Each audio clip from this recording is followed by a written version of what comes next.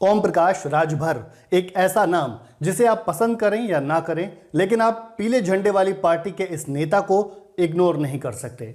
इसकी वजह है उत्तर प्रदेश की राजनीति में ओपी राजभर का धीरे धीरे बढ़ता कद। 2017 के विधानसभा चुनाव में 4 सीटें जीतने वाली उनकी सुहेलदेव भारतीय समाज पार्टी यानी सुभासपा 2022 के विधानसभा चुनाव में 6 सीटें जीतकर पहले से काफी ताकतवर हो चुकी है।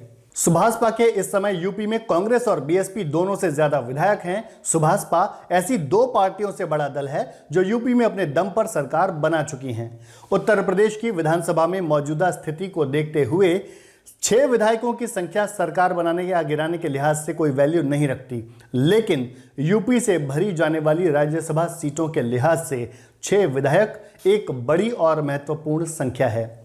सुभासपा के विधायकों के संख्या बल की वजह से ही बीजेपी भी उन ओम प्रकाश राजभर को भाव देने को मजबूर है जो 2 साल पहले तक बीजेपी नेताओं को बुरी तरह हड़काया करते थे। 22 फरवरी को खुद मुख्यमंत्री योगी आदित्यनाथ ने लखनऊ में अपने घर पर ओपी राजभर और उनकी पार्टी के 4 अन्य विधायकों से मुलाकात की। राजभर और उनकी पार्टी के विधायकों ने योगी आदित्यनाथ को आश्वासन दिया है कि वो सब एकजुट होकर एनडीए के राज्यसभा प्रत्याशी को जीत हासिल करवाएंगे। फिलहाल यूपी विधानसभा में सुभासपा के कुल 6 सदस्य हैं।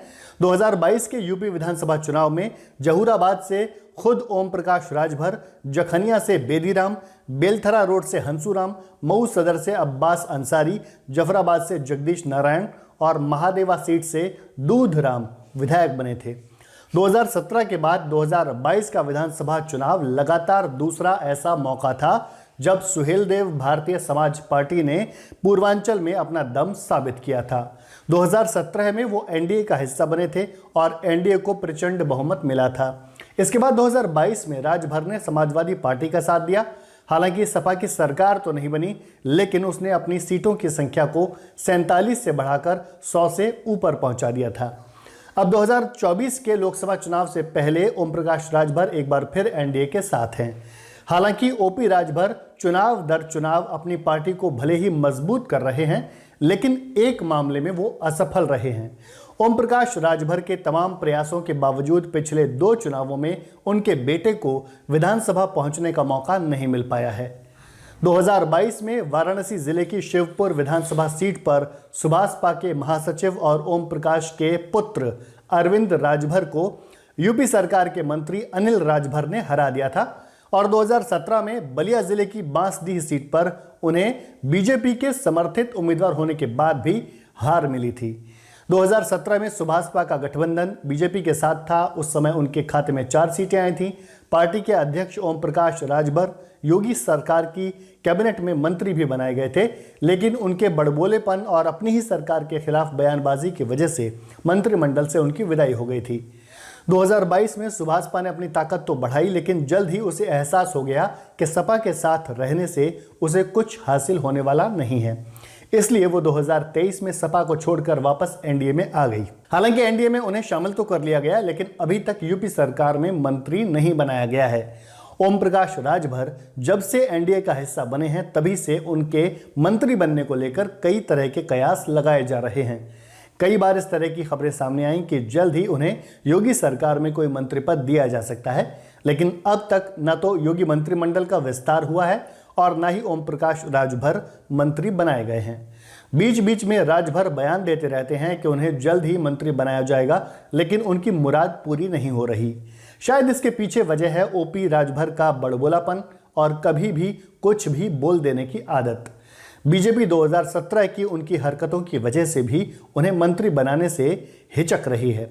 हालांकि राजभर केंद्रीय गृह मंत्री अमित शाह से भी मुलाकात कर चुके हैं और यूपी के मुख्यमंत्री योगी आदित्यनाथ से भी कई बार मिल चुके हैं। अब तो सोशल मीडिया पर भी जनता उनसे पूछने लगी है कि वो कब यूपी सरकार में मंत्री बनेंगे। बीजेपी अभी उन्हें इसलिए भी मंत्री नहीं बना रही क्योंकि 2022 में उसने ओपी राजभर के एनडीए के विरोध में होने के बावजूद सरकार बनाई है। बीजेपी की सरकार में सुभासपा का कोई कंट्रीब्यूशन भी नहीं है। शायद बीजेपी चाहती है कि 2024 के लोकसभा चुनाव में सुभासपा एनडीए के घटक के तौर पर अच्छा प्रदर्शन करे, उत्तर प्रदेश से बीजेपी सांसदों को जीतने में मदद करे। उसके बाद राजभर को मंत्री बनाने के बारे में सोचा जाएगा।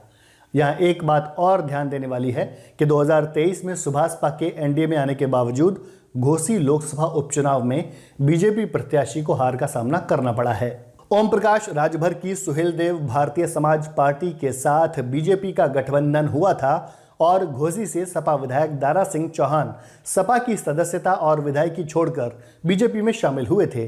वो बीजेपी के बैनर तले घोसी से उपचुनाव लड़े लेकिन हार गए। घोसी में हुए उपचुनाव में बीजेपी की हार के बाद से ही ओम प्रकाश राजभर और दारा सिंह चौहान को मंत्री पद मिलने की राह कठिन हो गई है। हालांकि राजभर तो राजभर हैं। अब उन्होंने 2024 के लोकसभा चुनाव के लिए एनडीए के घटक के तौर पर यूपी में 3 लोकसभा सीटों पर चुनाव लड़ने की डिमांड रख दी है। सुहेलदेव भारतीय समाज पार्टी ने उत्तर प्रदेश की 3 और बिहार की 2 सीटों पर अपना दावा ठोक दिया है। सुभाषपा अध्यक्ष ओम प्रकाश राजभर ने यूपी के मऊ में कहा कि उन्होंने एनडीए में 3 सीटों की मांग की है। राजभर ने कहा कि अगर उनकी पार्टी को ये सीटें मिलती हैं तो वो अपने उम्मीदवारों के नाम का ऐलान करेंगे। राजभर ने कहा कि उनकी मांग बिहार में भी 2 सीटों पर लोकसभा चुनाव लड़ने की है। यूपी की जिन 3 सीटों पर राजभर ने दावा किया है उनमें घोसी, सलेमपुर और गाजीपुर लोकसभा सीट शामिल है। उन्होंने महाराजा सुहेलदेव को भारत रत्न देने की भी मांग की है। इसके साथ साथ ओपी राजभर ने यह भी दावा किया है कि 2024 में एनडीए यूपी में 80 की 80 लोकसभा सीटों को जीतने जा रहा है। उन्होंने कहा कि इंडी गठबंधन मिलकर लड़े या अलग अलग लड़े उससे कोई फर्क नहीं पड़ेगा। उन्होंने कहा कि इंडी गठबंधन के पास कोई ताकत नहीं है। पूरा देश नरेंद्र मोदी को प्रधानमंत्री बनाने के लिए तत्पर है। इसके साथ ही उन्होंने कहा कि समाजवादी पार्टी ने अब तक जितने भी प्रत्याशियों को घोषित किया है वो सभी हारेंगे। ओपी राजभर का मानना है कि बीजेपी सरकार में मुस्लिम समाज के लोगों का विकास तेजी से हुआ है। मुस्लिम समाज के युवा पढ़ाई करके डॉक्टर और इंजीनियर बन रहे हैं। उन्होंने कहा कि सपा और कांग्रेस की सरकार में आए दिन दंगे होते थे। दोनों सरकारों में मुस्लिम समाज के बच्चों का भविष्य अधर में लटक गया था। सपा और कांग्रेस ने मुस्लिम समाज को कब्रिस्तान और नफरत के अलावा कुछ नहीं दिया, जबकि 7 वर्ष के अंदर बीजेपी की सरकार में प्रदेश में एक भी दंगा नहीं हुआ। अन्य पिछड़ा वर्ग के बारे में राजभर का कहना है कि पूर्व की सरकारों ने पिछड़े वर्ग के हक को लूटा है। अब विपक्ष पिछड़े वर्ग की चिंता छोड़ दे। पिछड़ा वर्ग अब भाजपा का वोटर बन चुका है। राजभर के मुताबिक जयंत चौधरी के एनडीए में शामिल होने पर पश्चिमी यूपी में भी एनडीए को भारी बहुमत मिलने जा रहा है। हालांकि एनडीए में यूपी के लिए अब तक सीट बंटवारे के मुद्दे पर कोई फैसला नहीं हुआ है। एनडीए के घटक दल अपना दल, सोनेलाल, निषाद पार्टी और सुभाषपा अपनी अपनी मांग रखते रहते हैं, लेकिन बीजेपी ने ना तो किसी की मांग को नकारा है और ना ही किसी की मांग स्वीकार की है। बीजेपी ने इतना जरूर किया है कि वो विपक्षी गठबंधन को एक के बाद एक कई झटके दे चुकी है। बीजेपी ने पहले सुभाषपा और फिर जयंत चौधरी की आरएलडी को एनडीए में शामिल कर लिया है। दोस्तों, इस वीडियो में इतना ही। मिलते हैं अगले किसी और विषय पर बने वीडियो में। तब तक के लिए नमस्कार।